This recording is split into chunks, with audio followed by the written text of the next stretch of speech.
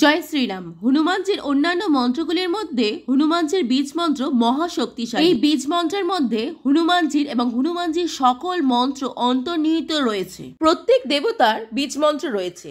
বীজ মন্ত্র হলো একটি একক মন্ত্র।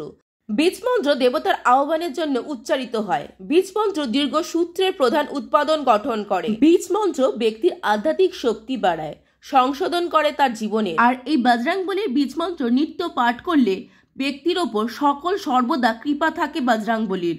সকল বিপদ আপদ থেকে রক্ষা করে স্বয়ং বজরংবলী। এছাড়া নিত্য জপে ব্যক্তির জীবনে সুখ, শান্তি, সমৃদ্ধির বৃদ্ধি ঘটে। সকল নেগেটিভিটির প্রভাব দূর হয়, শত্রু নাশ হয়, রোগ ব্যাধি থেকে মুক্তি লাভ ঘটে এবং তার সাথে সাথে নিজের মধ্যে এক তেজ, এক শক্তি অনুভব হয়।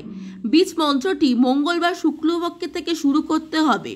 রাত্রির বেলায় সব থেকে ভালো এই বীজ মন্ত্র জপ করা। শুদ্ধ বস্ত্র শুদ্ধাচার হয়ে রাত্রির 8টার পর হনুমানজির ফটোর সামনে একটি তিল বা সর্ষের তেল মিশ্রিত তিল দিয়ে প্রদীপ জ্বালাতে হবে।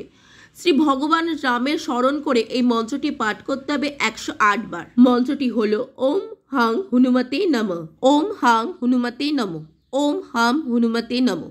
হনুমানজির আশীর্বাদ থাকলে সকল বিপদ দূর হয়। চ্যানেলটিকে সাবস্ক্রাইব করে পাশে থাকুন। জয় শ্রীরাম, জয় বজরংবলী।